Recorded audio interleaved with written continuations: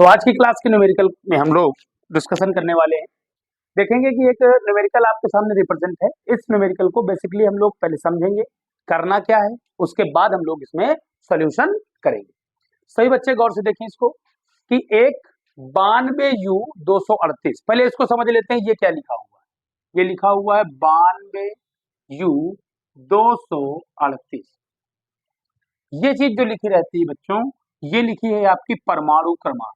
ये क्या लिखा है आपका? परमाणु क्रमांक। ठीक। और ये आपका लिखा हुआ है द्रव्यमान संख्या। क्या लिखी हुई है? द्रव्यमान संख्या। गौर करें भाई, ये क्या लिखा है? द्रव्यमान संख्या। जो परमाणु क्रमांक होता है बच्चों, उस परमाणु में उतने ही इलेक्ट्रॉन होते हैं, ठीक, और उतने ही क्या होते हैं बच्चों? प्रोटॉन। ठीक।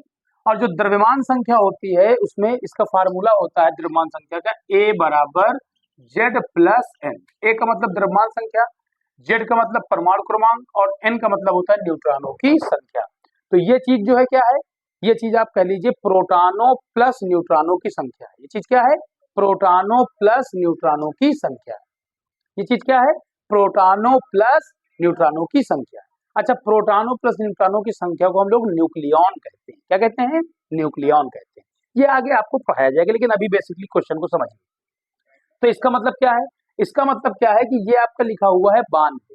92 का मतलब क्या है? परमाणु क्रमांक। परमाणु क्रमांक का मतलब एटॉमिक नंबर, मतलब ये है आपके इलेक्ट्रॉनों की संख्या और यही आपके क्या है? प्रोटॉनों की संख्या। ये है आपकी द्रव्यमान संख्या। द्रव्यमान संख्या का मतलब इसमें क्या है? प्रोटॉनों की संख्या प्लस न्यूट्रॉनों की संख्या। छोड़िए, हमको जितना जरूरत है उतना में देखें। अब इसमें क्या कह रहा है? अल्फा कण। अच्छा बच्चों एक बात समझो, अल्फा कण का मतलब क्या होता है? अल्फा कण, अल्फा कण का मतलब होता है कि 2 proton plus 2 neutron. 2 proton plus 2 neutron. तो बात कर रहे थे हम लोग कि अल्फा कण क्या है। अल्फा कण का मतलब देखिए क्या होता है? अल्फा कण का मतलब होता है 2 प्रोटॉन। बेटा, अल्फा कण का मतलब क्या होता है? 2 प्रोटॉन प्लस 2 न्यूट्रॉन। अल्फा कण का मतलब क्या होता है? 2 प्रोटॉन प्लस 2 न्यूट्रॉन। अब बात को समझना है, पहले पहले बात को समझना है।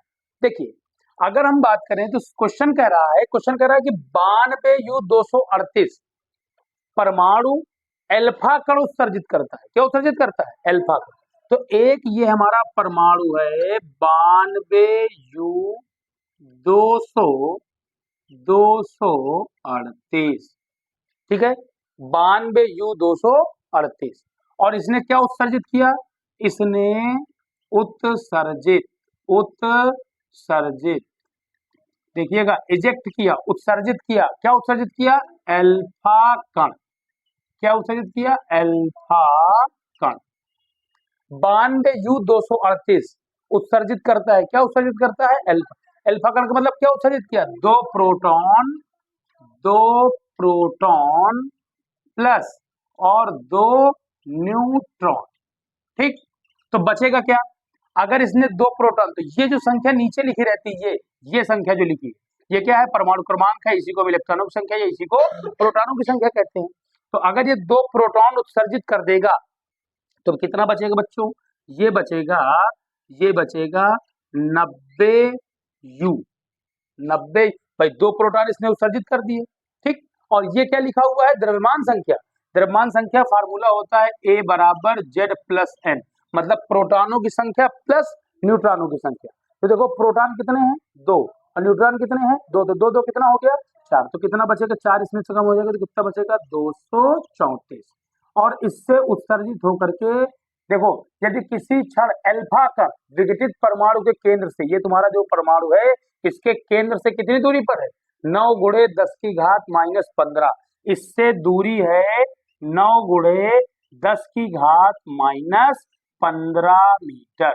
और इससे दूरी पर यहाँ पर कौन है बच्चों? यहाँ पर है हमारा कौन? अल्फा कण। इस बात को पहले एक बार फिर से समझा जाए, इस बात को फिर से समझा जाए। जैसे मैंने लिखा, क्या लिखा? मैंने लिखा कि ये लिखा हुआ है कि 92U238। देखिए, 92, 92 का मतलब क्या है? 92 ये तुम्हारा है परमाणु क्रमांक, एटॉमिक नंबर, ठीक। प्रोटॉनों की संख्या भी यही है, इलेक्ट्रॉनों की संख्या भी है। और ये क्या है तुम्हारा, ये तुम्हारा है ए बराबर फार्मूला होता है Z प्लस एन है न्यूट्रॉनों की संख्या, ए है द्रव्यमान संख्या, और जेड होती है, इसको चाहे परमाणु क्रमांक का हो, चाहे इलेक्ट्रॉनों की संख्या का हो, चाहे प्रोटॉनों की संख्या का हो, क्योंकि सब सेम होती है। तो कहीं ना कहीं इससे आपने क्या क्या उत्सर्जित हुआ है, क्या इजेक्ट हुआ है, इससे इजेक्ट हुआ है अल्फा कण। क्या उत्सर्जित हुआ है, अल्फा। अल्फा कण का मतलब क्या है, अल्फा कण का मतलब होता है 2 प्रोटॉन 2 न्यूट्रॉन। कहीं ना कहीं जब 2 प्रोटॉन यहां से निकल गए तो बेटा कितने प्रोटॉन बचे, 90। और क्या निकला है, अल्फा कण में 2 प्रोटॉन प्लस 2 न्यूट्रॉन, तो 2 2 कितने हो गए, 4। तो यहाँ पर जो 4 कम हो गया तो कितना बचेगा, 234। अब कितनी दूरी पर बच्चों, कितनी दूरी पर, 9 गुणे 10 की घात माइनस 15 मीटर की दूरी पर अल्फा कण उत्सर्जित होता है। तो कितना बल कार्य करेगा, तो ये देखिए इस पर कितने प्रोटॉन है, 90। इसमें कितने प्रोटॉन है बेटा, 2 प्रोटॉन, क्योंकि न्यूट्रॉन पर तो कोई आवेश होता नहीं है। तो यहाँ पर जो फोर्स काम करेगी, देखिए यहाँ पर चार्ज लिख लीजिए कितना है, चार्ज कितना है भाई, यहाँ पर जो चार्ज होगा आपका, ध्यान से सुनिएगा, यहाँ पर जो चार्ज होगा, इस चार्ज को हमने क्या कह दिया, Q1। तो Q1 कितना होगा, देखो पहली बात तो 90 प्रोटॉन है, और गुणे एक प्रोटॉन का चार्ज कितना होता है, 1.6 गुणे 10 की घात माइनस 19 बराबर, गुणा कराइए, 16 0 0 16 नैया 144, ठीक। और एक अंक के बाद क्या लगा दो, दशमलव, गुणे 10 की घात माइनस 19।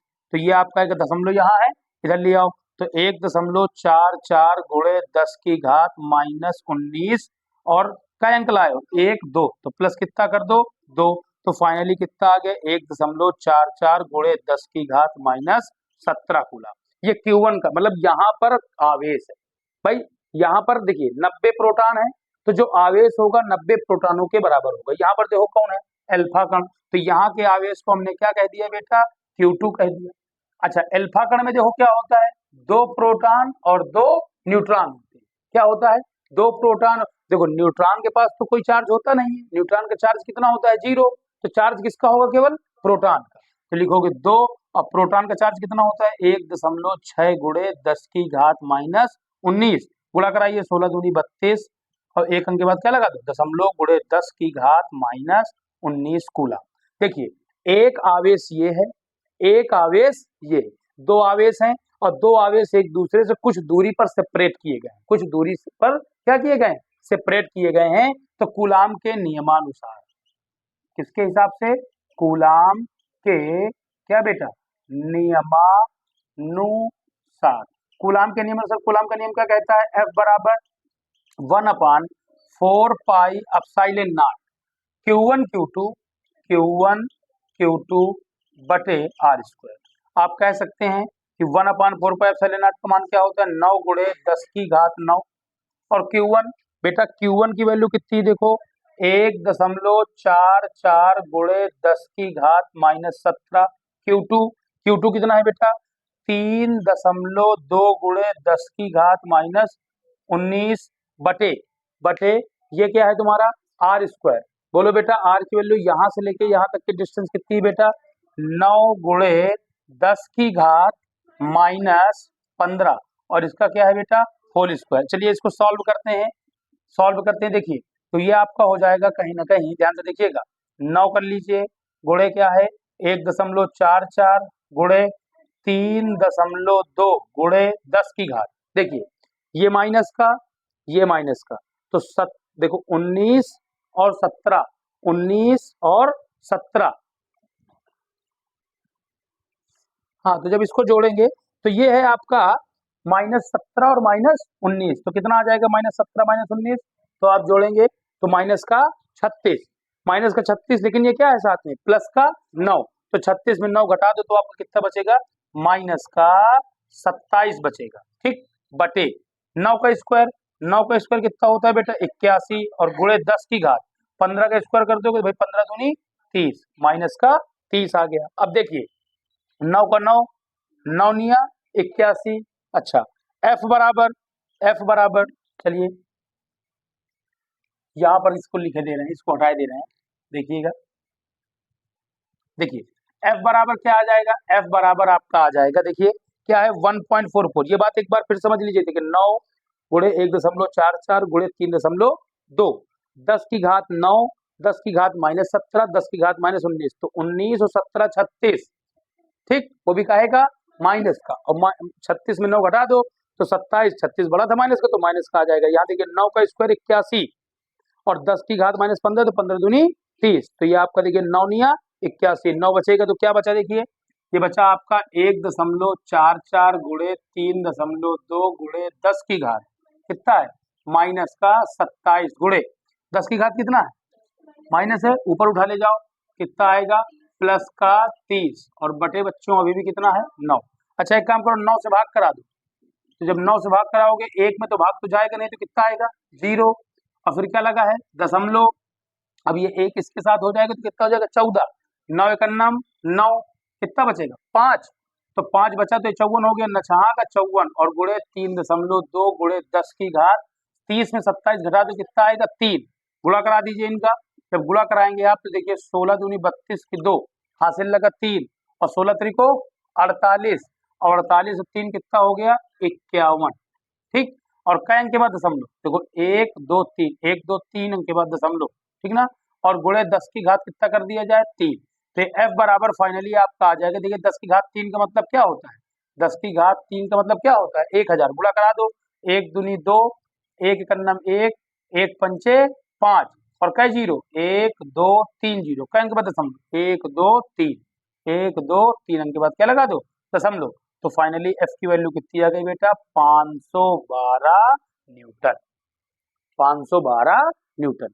फिर से एक बार इस बात को समझेंगे, फिर से एक बार समझेंगे कि आपके सामने जो क्वेश्चन लिखा गया है उसमें कहा गया है कि 92U238 परमाणु क्या उत्सर्जित करता है अल्फा कण, तो ये जो लिखा हुआ है ये आपका परमाणु क्रमांक है, एटॉमिक नंबर है।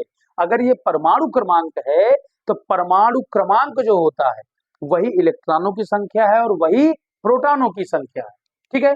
238 ये क्या है, ये है आपका प्रोटॉनों की संख्या प्लस न्यूट्रॉनों की संख्या, मतलब द्रव्यमान संख्या। अल्फा कण उत्सर्जित करता है तो अल्फा कण में क्या बताया गया आपको कि 2 प्रोटॉन और 2 न्यूट्रॉन, अगर यहाँ से 2 प्रोटॉन और 2 न्यूट्रॉन निकल जाए तो यहाँ से 2 प्रोटॉन हटा दो, कितना बच रहा है देखो 2 प्रोटॉन हटा दो तो कितना बचेगा 90 प्रोटॉन, और यहाँ से 2 प्रोटॉन और 2 न्यूट्रॉन मतलब 2 2 कितने 4, तो कितना बचेगा 34, और क्या क्या उत्सर्जित किया है अल्फा कण, अल्फा कण का मतलब क्या उत्सर्जित किया 2 प्रोटॉन 2 न्यूट्रॉन। अब यहाँ पर जो आवेश होगा 90 प्रोटॉनों का आवेश होगा, देखिए 90 और प्रोटॉन कितना है तुम्हारा 1.6 गुणे 10 की घात -19 एक प्रोटॉन का आवेश होता है। यहाँ पर प्रोटॉन कितने हैं 2, तो 2 प्रोटॉन और एक प्रोटॉन का आवेश कितना होता है 1.6 गुणे 10 की घात -19, तो इस बिंदु का आवेश मिल गया और इस बिंदु का क्या मिल गया आवेश, दोनों के बीच की क्या दी गई है दूरी। अच्छा, तो जब दो आवेश दिए हैं और दोनों आवेश के बीच लगने वाला बल आपको निकालना है तो फार्मूला होता है F बराबर 1/4πε0 Q1 Q2 बटे R²। कोई दिक्कत, इसकी वैल्यू रख दिया गया, Q1 की जगह Q1 की वैल्यू, Q2 की जगह Q2 की वैल्यू, R की जगह R की वैल्यू। फाइनली इसका कैलकुलेशन कर लिया, आपके सामने आंसर निकल आया है, F की वैल्यू कितनी निकल आई है 512 न्यूटन। नोट करिए इसको। आइए अगले क्वेश्चन की बात करते हैं कि 7 and 14 नाभिक पर कूलाम में आवेश की गणना कीजिए। देखिए अभी इसके जस्ट पहले वाले क्वेश्चन में बताया जैसे लिखा हुआ है 7 and 14, समझिएगा ये क्या है, ये क्या है, ये है आपका परमाणु क्रमांक, मींस एटॉमिक नंबर कह लीजिए, या इसी को हम लोग इलेक्ट्रॉनों की संख्या भी कह सकते हैं, इलेक्ट्रॉनों की, और इसी को हम लोग क्या कह सकते हैं प्रोटॉनों की संख्या, ठीक। और ये क्या है, ये है आपका द्रव्यमान संख्या, क्या है द्रव्यमान संख्या, देखिएगा द्रव्यमान संख्या, ये क्या है परमाणु क्रमांक है, ये क्या है परमाणु, इलेक्ट्रॉनों की संख्या का हो या प्रोटॉनों की संख्या का। पूछा क्या गया है नाभिक पर कूलाम में आवेश की गणना कीजिए, तो पहली बात तो समझो नाभिक में होता क्या है, नाभिक में क्या क्या होता है ध्यान से सुनना है, आपने पढ़ा होगा स्ट्रक्चर, ऐसा नहीं, ये न्यूक्लियस ये सेल्स होती, तो यहाँ पर कौन पाए जाते हैं कक्षाओं में इलेक्ट्रॉन, नाभिक में कौन पाया जाता है प्रोटॉन और न्यूट्रॉन। तो नाभिक में कौन कौन होते हैं बेटा, नाभिक में होते हैं प्रोटॉन प्लस क्या बेटा न्यूट्रॉन, प्रोटॉन प्लस न्यूट्रॉन, ठीक है, तो प्रोटॉन प्लस न्यूट्रॉन होते हैं, बात को समझना। अच्छा, चार्ज की बात कर रहा, आवेश निकालना है, तो न्यूट्रॉन पर तो कोई चार्ज होता नहीं है, न्यूट्रॉन पर कोई चार्ज नहीं होता। अब बताओ कि जो नाइट्रोजन है 7n14 है, इसके न्यूक्लियस में, नाभिक में कितने प्रोटॉन है बेटा? 7 प्रोटॉन है। तो यहाँ पर जो हमारे प्रोटॉनों की संख्या है, जो हमारे क्या है, प्रोटॉनों की संख्या, बच्चों प्रोटॉनों की संख्या कितनी है? 7 है। अगर प्रोटॉनों की संख्या 7 है तो ना कुल आवेश बताना है। क्या बताना है बेटा? कुल आवेश, कुल आवेश बताना है। अच्छा, एक प्रोटॉन में कितना आवेश होता है? 1.6 गुणे 10 की घात -19। अच्छा, कितने प्रोटॉन है? 7 प्रोटॉन है, तो 7 प्रोटॉन है तो 7 का गुणा करा दीजिए, तो 16 सत्ते 112, एक अंक के बाद दशमलव लग जाएगा, गुणे 10 की घात -19, दशमलव यहाँ है ना, इधर ले आओ और स्टैंडर्ड कर दो, चाहे यहीं पर लिख दो आंसर, कोई दिक्कत नहीं, इतने कुलान ये भी आंसर सही है।